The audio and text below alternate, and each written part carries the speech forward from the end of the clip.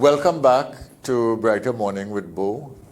We're glad to have you back, and we have Mr. Mariano Brown, former minister in the Ministry of Finance and Minister of Trade, on the line, and we'll talk with him now.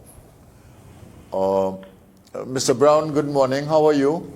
Good morning, Mr. Tiwari. I'm fine, thank you. Okay.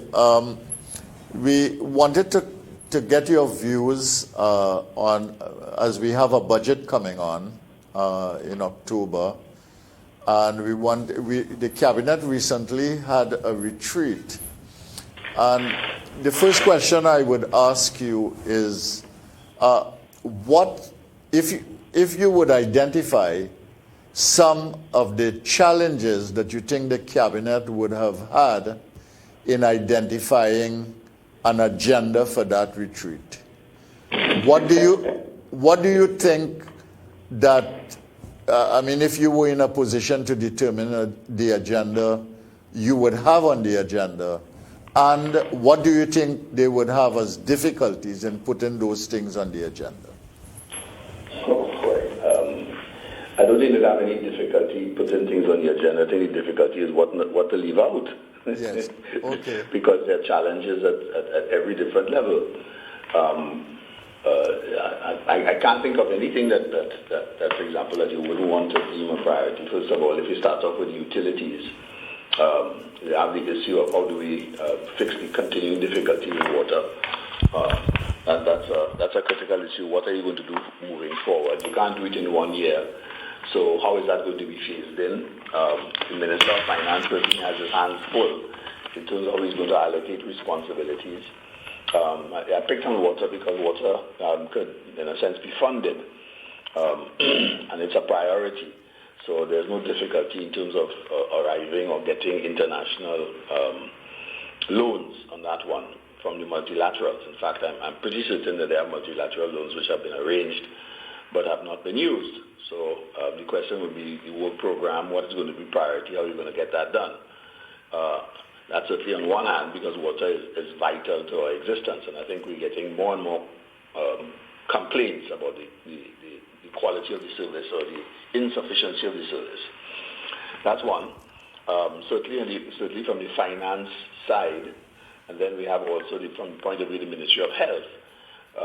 What are the rules are we going to put in that will allow us to return to work fully, and at the same token, maintain and keep the economy going? We can't continue with the continue up and down movement. We have to make some decisions moving forward, and we certainly have to make decisions with regard to vaccinations and how are we going to roll that out.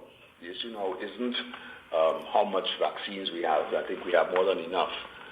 The question is, how do we get the entire country vaccinated? And that includes our children as well, because the evidence is clear that if you're not vaccinated, even if you will get or could get COVID, vaccination certainly reduces the severity of the attack and therefore defends the health system to some extent, to a large extent. I don't think that you could, our healthcare system cannot take the full impact of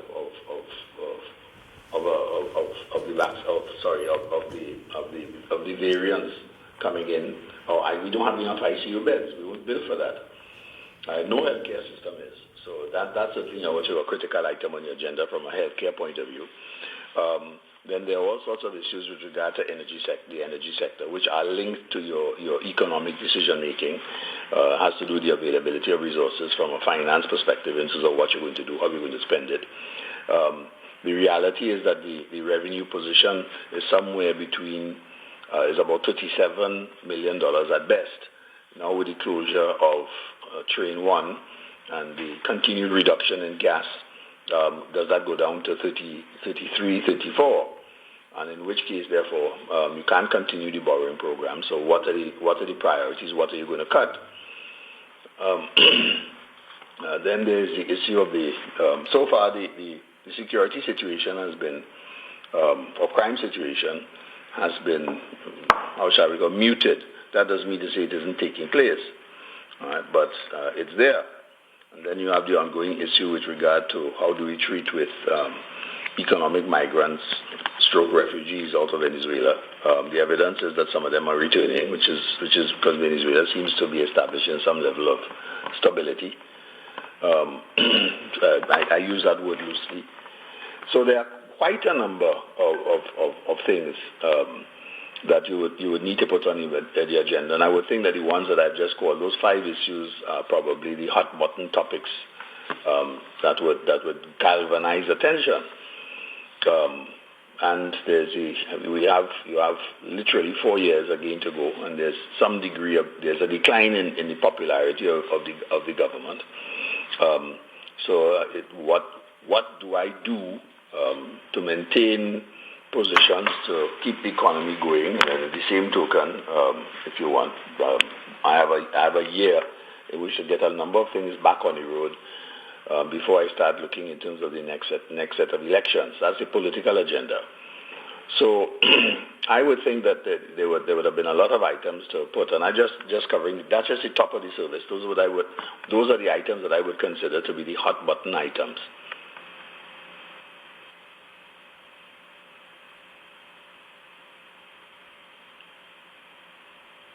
Hello?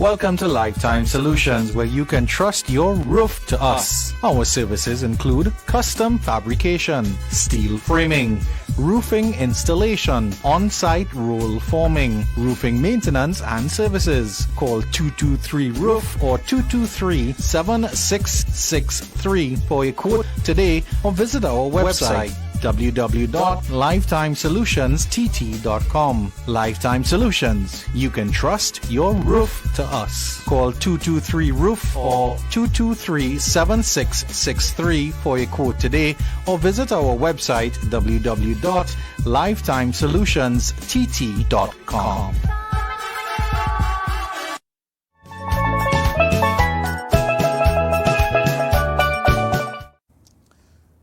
Thank you for staying with us. Welcome back. This is Brighter Morning with Bo and Bo Tiwari.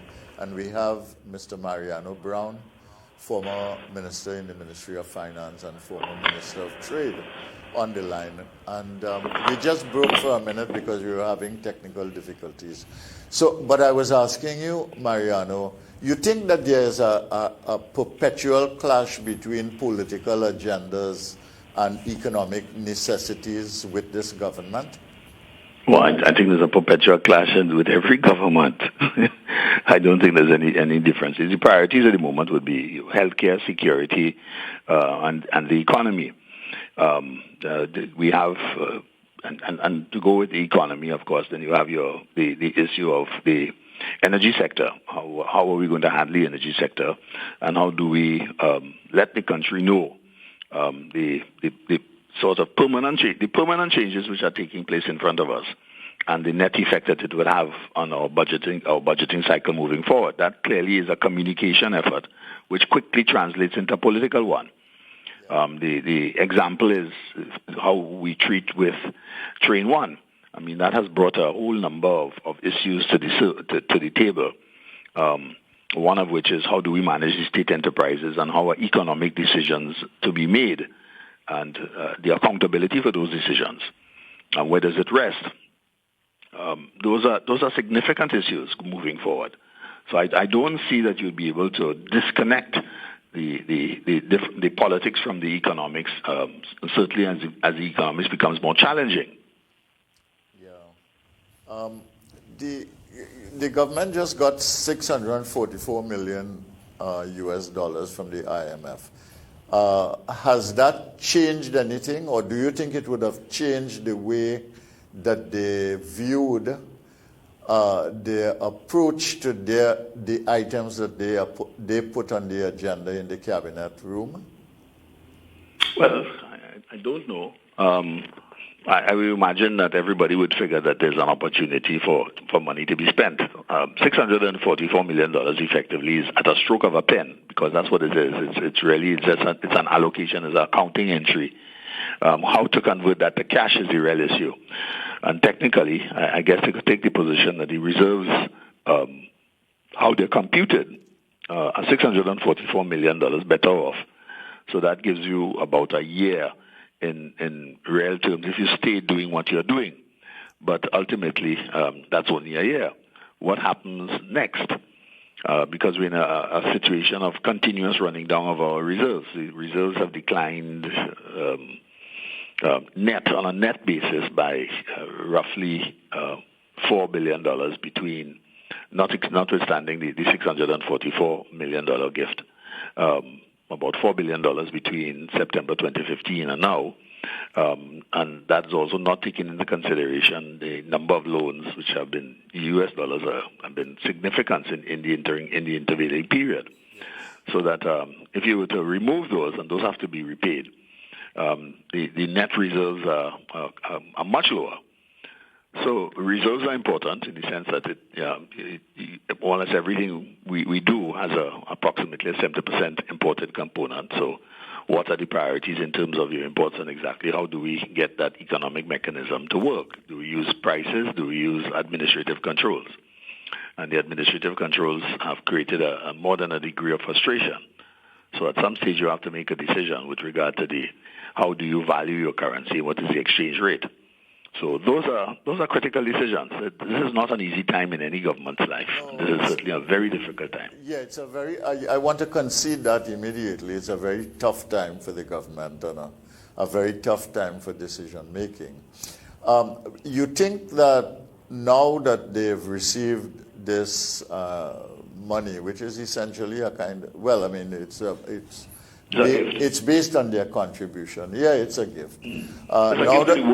Now that they've received this, you think we are likely to have a consultation this year? We have with the IMF. We haven't had one for a couple of years. 2018 is the last one. Yes, 2018 was the last one. So we didn't have one 2019, 2020. You think we'll have one now before the budget? No, there's not enough time to have a consultation.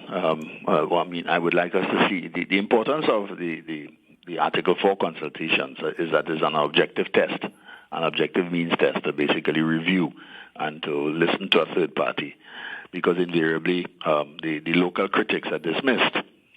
The IMF is also dismissed as well, relegated to the sidelines because they're biased or whatever. But that is generally the comment that comes from government with regard to any sort of criticism. So the reality is that the country has to sort of pick sense from nonsense. And the importance of an Article 4 consultation is that it puts the facts on the table. Are the policies sustainable? And where will we end up if we continue doing what we're doing? And that's one of the values in terms of having it.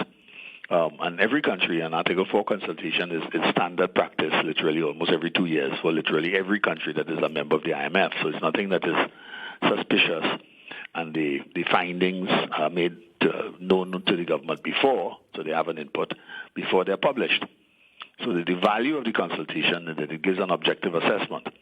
But we have some dummy variables for the IMF assessments. And those dummy variables would be the country reports which come from Standard & Poor in terms of the rating institution, as well as Moody's. Those give us also some idea in terms of how we are being viewed as an international, how shall we call it, our place in international business movement and our credit rating. Yeah, well, we've had the Moody's and the Standard & Poor's report. They have not been good, although the minister has put the best possible spin on it. But I thought that a telltale sign that we might have a consultation this year was the fact that the Ministry of Finance very, suddenly started to put out advertisements asking people to register their properties.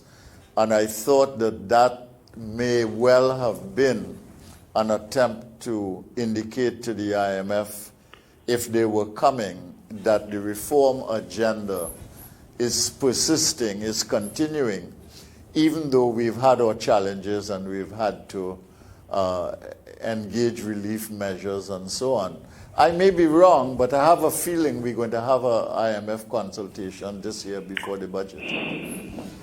Well, I mean, even if we did, and even if we didn't, the question, if you have an IMF consultation, let's assume that it takes approximately 6 weeks for them to do the visits, and if not do the visits, at least review the numbers, look over the existing data, and to come to some degree of some conclusion.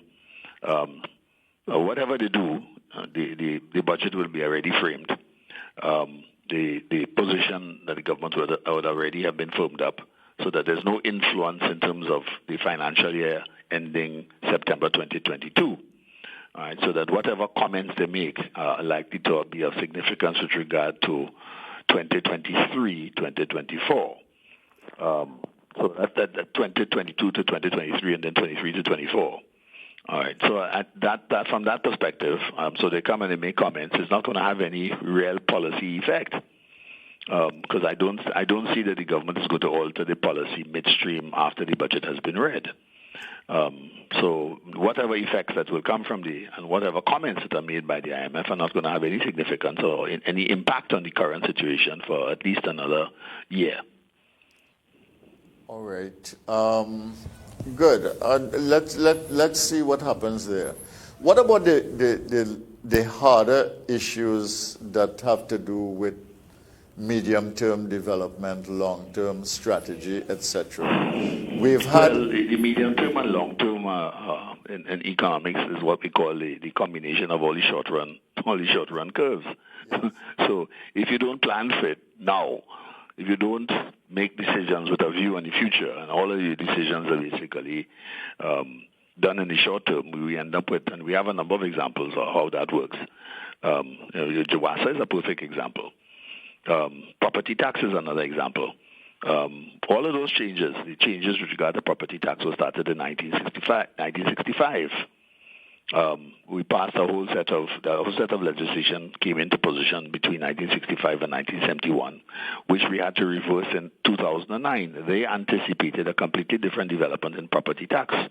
And for us to put the property taxes in position, not only would we have had to repeal the old land and building taxes, but a series of empty acts, which have their genesis in a program of reform, which started in the 70s. Well, that's 50 years ago. So the difficulty with that is that if you don't make decisions, and if you make decisions and you don't follow through with them, the consequences live with you, and the consequences that we're living with without having properly addressed the issue of property taxes and/or WASA is a 50-year cycle before you really get down to tackle it. And all that does is leave things undone. And it's like a patient, a medical patient. If you don't deal with the difficulty or the illness quickly, it only gets worse. So the measures that you have to take when you take them late are always going to be more severe. So that any development has to take into consideration the future. What are you going to do? The rollout of our education plan is important. The education plans that we started in the third five-year development plan, which was meant to end in the 1970s, if I'm not mistaken. We didn't really complete them until the year 2000, 2002, when we found ourselves with all of the school places that we needed, but not necessarily in the right spaces, because what had happened is that the country grew and the demographics changed, and certainly the geographic demographics changed. So we have school places, but we have some empty schools. So that at all stages of the game, you have to take the medium and long-term plans into consideration. And the point is that you have to take a fresh guard, relook at your plans periodically to determine, well, what are the changes, what are the nuances, how do we adjust, what do we adjust? Yeah, let us assume that we've had some collective failures over the years of not following through and implementing. Here's the government faced with this pandemic now, and they must basically try to do a budget which would take into account all of the urgent issues that you mentioned, but also take into account the fact that we have to have some kind of recovery strategy. And we have some immediate, what you might call short and medium term challenges like foreign exchange, notwithstanding the money we just got from the IMF. We have a problem of import dependency and relatively low agricultural and certainly not efficient agricultural production and food security issues. We have a problem of trying to expand exports outside of the energy sector. What do you think, should the government focus on any of these things, and what do they need to do specifically? If you just focus on the foreign exchange issue, the export issue, and the import substitution issue? Well, I think those are big agendas. Those are not small agendas. focusing on any one of those is multivariable and multi-year. That is correct. You can't do one thing and done. Yes, so let's just go back. And we have to start off with the strategy which was adopted in terms of, if you want, diversification strategies or import substitution strategies. Those are not new. We have been doing that for a long time. In some instances, sometimes more successfully than others. The non-energy sector is going to take quite some time to grow. The companies that are doing well now, and there are about 3 or 4 top of the mind awareness companies that are they can reposition and literally go almost anywhere. Right? And some of them are doing that at the moment, actually. So it's not to say that we don't have successes. We do. The point is that we don't have enough successes. And that has to do with how do you engage with the private sector. And how do we engage with the private sector with regard to what we would consider to be, we have to face facts. Right? This country is always going to be dependent on imports. It's always going to be. We're not going to be self-sufficient. We are a million people, 1.4 million people. That's, as a variable, that's small in terms of international communities. So that what do you do that positions you to move forward to the future? And that has been the question all the time. And the answer to that is not going to be decided today. It's going to take a little while. But you have to start off by making changes today. Now, we started making those changes in the 1990s, 1980s, because and the country moved forward. We adopted a liberalized regime. Now, the implications of that liberalization regime are with us.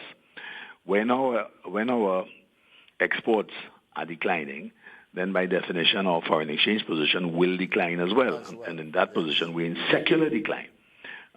Our exports of our foreign exchange position is reflected by our reserves. And our reserves have been declining for 4 to 5 years. The major factor in that is the performance of the energy sector. And the energy sector is now challenged internationally. So we have to reposition, rescale, and therefore adjust our expectations accordingly. And at the same token, on a dual track mechanism, we have to engage the private sector in terms of what do we do to export and what do we do in terms of import substitution. So those are immediate factors. But we haven't gone about that either intelligently, in the sense that we've not engaged the sectors. Yes. In if you want, in deepening, in terms of and deepening their processes in terms of what can happen, and also how do we engage with the foreign exchange variable. That has been a political, how shall we call it, hurdle, a difficult hurdle for the government to jump over. But the economics of it is pretty straightforward. You aren't earning more, so you have to make some adjustments, and the price mechanisms work. Well, it's difficult, but that's the reality. And from a political perspective, you now have to adjust the other policies to reflect that and communicate it and use it as a challenge rather than everybody looks at it as, well, hell and brimstone is going to come. Trinidad did very well in the 1990s. We were able to subsist and survive between 1990, certainly from 1991 to 1999, before the advent of natural gas, before we took our foot off the pedal and just simply enjoyed the energy rents. So we are back at that position, and that is a communication exercise, and it's certainly an exercise in political communication, and that's missing so far. All right. I want to thank you for your contribution this morning and for being on the program. We have to close off now because we're coming to the end. You've said some valuable things this morning in terms of assessment of the situation and in terms of insights. And it's clear that we are in a very troubling and troubled period of decision-making in our economic history, because you have to deal with the urgent and immediate tasks, and you have to set in motion some things against a background where we have not really followed through in the past, a kind of medium-term and long-term trajectory. So thank you very much for your contribution, and we will talk another time. Take care. Thank you. All right. Thank you very much, listeners, for watching and for listening. I hope you enjoyed that conversation about basically economic strategy and the budget. And we will see whether the IMF comes here this year. My own feeling is that they are likely to come. And we will see if that makes any difference. Mr. Brown indicated that the budget is already framed. I hope that that is not so. That is to say, I think the numbers should be